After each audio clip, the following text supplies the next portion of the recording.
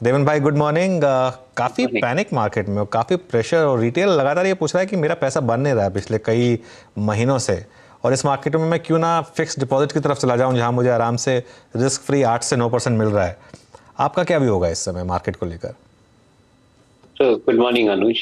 I think fundamental की जगह पे आई थिंक मार्केट के अंदर टेक्निकल वीकनेस बहुत ज्यादा है, क्योंकि जो हिसाब से फॉरेन इन्वेस्टर्स अपने portfolio, trading portfolio particularly India में से निकाल रहे हैं फंड्स उनके, और उनके शिफ्टिंग हो रहा है डेट के अंदर, तो काफी हद तक यहाँ पे हैवी इंडेक्स, हैवी स्टॉक्स जो है उसके ऊपर एक प्रेशर बना है।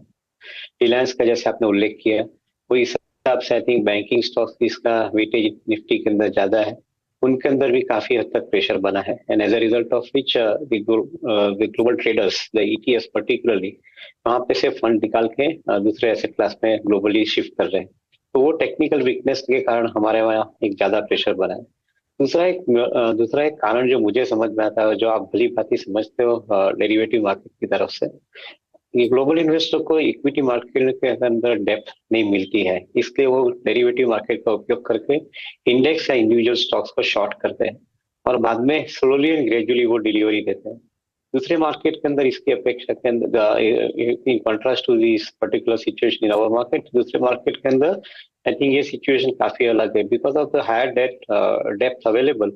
जब भी कोई ट्रेडर को माल छोड़ना रहता है तो उनका माल एब्सॉर्ब हो जाता है, हमारे वहाँ माल कंटिन्यूअसली वो छोड़ते रहते हैं, as a result of this creates I think good amount of drag and nervousness.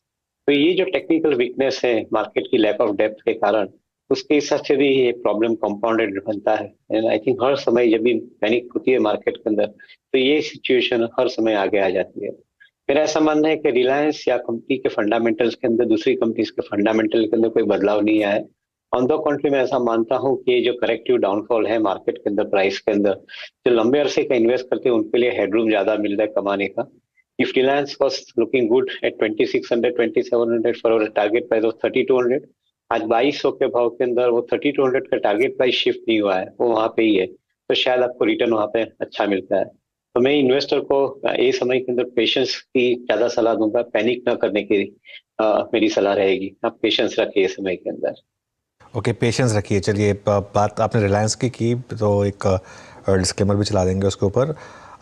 देवन भाई, इस समय एक मार्केट में जो एक रिस्क फैक्टर निकल कर आ रहा है, वो जो क्रेडिट स्विस के साथ हो रहा है और जो बैंकों को लेकर हो रहा है, उसको लेकर ये जो इंडियन बैंकों में भी खासतौर से डिक्लाइन आ रहा है, क्या वो एक ओवर रिएक्शन है? क्या बाइंग अपॉर्चुनिटी है? और अगर हाँ, तो कहाँ पर आप बाय फोकस करेंगे? तो आई थिंक ज्यादातर प्रेशर इसलिए आया है कि लायबिलिटी साइड के अंदर इक्वेशंस थोड़े एडवर्स हो रहे हैं। The cost of fund increase होने के साथ में most of the banks liability cost, I think interest serving cost will also increase, और उसके सामने हाई इंटरेस्ट के सामने suppose credit offtake slow down हो जाता है, जिसकी हमें थोड़ी ऐसी संभावना दिख रही है इस समय के अंदर। Many of the corporates are refraining from buying money at a higher cost. तो मेरा ऐसा मानना है कि जो पिछले महीनों के अंदर कॉर्पोरेट क्रेडिट का ग्रोथ करीबन 20% के आसपास रिपोर्ट होना शुरू हुआ था, ये शायद टाइमिंग एक बार रुकावट आ सकती है। And may be I think 20% credit growth में probably I think remain muted to 12 13 14% kind of growth. तो ये एक सिचुएशन थोड़ी मार्केट के लिए, पर्टिकुलरली बैंकिंग स्टॉक्स के लिए, इतनी फेवरेबल नहीं है। और जैसे आई थिंक सीआई के प्रेसिडेंट ने भी बताया कि आप इंटरेस्ट रेट की जो राइज ऑफ इंटरेस्ट रेट की आप जो अभी कर रहे हो उसको थोड़ी पेस को स्लो कर दीजिए, because otherwise this can create larger problem. पिछले सालों में भी हम लोग ने एक सब्जेक्ट के ऊपर स्टडी किया है, उससे हमें समझ में आता है कि जब भी राइजिंग इंटरेस्ट रेट होते हैं तभी आई थिंक एडवर्स सिचुएशन बहुत बनती है, and I think that is not a healthy environment for anybody. So may B I think we are passing through this stage because of the control of inflation etcetera. मैं नहीं मानता हूँ कि उससे अंदर कोई ज्यादा अच्छी बैंकों को कोई फर्क पड़ना चाहिए, but some of the weaker banks might probably face little adverse situation at this point of time. Deven ji, बाजार की टर्बुलेंस में पिछले 3-4 सेशन में, और स्पेशली आपने जो क्रूड में रिट्रेसमेंट हुआ है उसके मद्देनजर बाजार कमोडिटी यूजर्स पे फोकस कर रहा है। Look at Asian paints, Pidilite, Berger paints.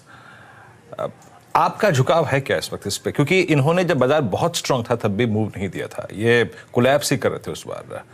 इस वक्त क्या एक बार इन पे थोड़ा सा नजर डालने का या फिर थोड़ा बहुत एक्टिवेट करने का मौका है क्या? सो आई थिंक लॉन्ग टर्म के हिसाब से देखें और ये क्रूड के दाम सस्टेन होते हैं नीचे के लेवल के अंदर, that's a very good sign for India. But in the near term और short term I think this may not be as good, because जो जो कमोडिटीज कंपनी है उनके बुक्स के अंदर हायर हायर कॉस्ट की कमोडिटी का ऑलरेडी एक इनपुट कॉस्ट आएगा ये क्वार्टर के अंदर एंड अगले क्वार्टर के अंदर. So many of the commodity companies will be forced to report mark-to-market adjustments into their books because of the fall in the prices of crude and resultant derivatives of the crude, which is input material for likes of Asian Paint, Pidilite, and some other companies. तो मेरा ऐसा मानना है कि दो lower crude price on a sustainable basis, I think it's a very good omen for India. But in the near term, I think the balance sheets might get affected because of the provisions जो requirement रहेगी under the accounting laws. उसके हिसाब से I think शायद आपकी books के अंदर एक बार एक नेगेटिव इम्पैक्ट थोड़ी आ सकती है प्रॉफिट के अंदर. तो ये चीज के ऊपर ध्यान देना पड़ेगा and as a result of which मेरे ख्याल से मार्केट ये फैक्टर कर रहा है and that is why some of the stock prices are not moving up despite of fall in the crude oil prices and resultant derivative of crude which are coming down as far as the prices are concern. ये भी wait करना पड़ेगा stability के लिए, ऐसा मेरा मानना है. कि देखिए वो डिवाइन इंटरवेंशन शायद काम कर रहा है वीरू. निफ्टी एकदम से ऑफ डेज लो सिग्निफिकेंटली और जहाँ से हमने वो चर्चा शुरू की थी वहीं से वो रिकवरी आई निफ्टी में. अब सिर्फ 40 पॉइंट नीचे रह गया निफ्टी और एक बार जरा ऑफ डेज लो लेकर आइए.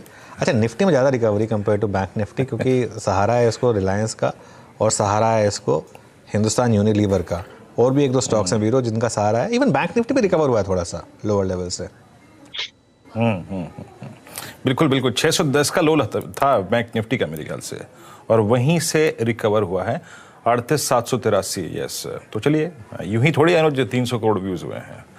प्रभु का अगर आप देखें कुछ तो असर हो ही रहा है. मीनवाइल एक जो ट्रेड लिया था सचिन ने वो अच्छा कर रहा है. देखिए रिलायंस इंडस्ट्रीज पिक किया था. अनुज आपको सचिन की इस बार तारीफ तो करनी पड़ेगी. लगभग 10 बजे इस कार्यक्रम में उपस्थित हुए थे. 10:03 पे वो कॉल गई थी 2210 और 2230 का हिला गया. सचिन बेहद शानदार. मतलब पेनफुल रिलायंस भी था फॉर द डे बट आपने क्रिटिकल पॉइंट पे पिक किया. क्या बुक कर लें, क्या 20 रुपए मिल रहे हैं? आई थिंक ऑलमोस्ट इसके टारगेट्स के आसपास ट्रेंड हुआ है तो मुझे लग रहा है यहाँ पर थोड़ी सी और मोमेंटम बन सकती है बिकॉज निफ्टी में भी जिस तरीके से रिकवरी हो रही है मुझे लग रहा है एक बार तो ये पॉजिटिव हो जाना चाहिए एंड उसके बाद मुझे लग रहा है 2250 के आसपास के स्विंग्स पे रिलायंस में भी मुनाफा बांध देना चाहिए फॉर द डे. ये रिलायंस की ट्रेड हो गई. लेकिन अब देवेन के पास वापस चलते हैं. देवेन, आईटी स्टॉक्स में इस समय इन्फोसिस 52 वीक लो के 3% दूर रह गया है. क्या बाय बनता है यहाँ पर? Indeed, Anuj, I think I have no hesitation in putting a buy in this stock.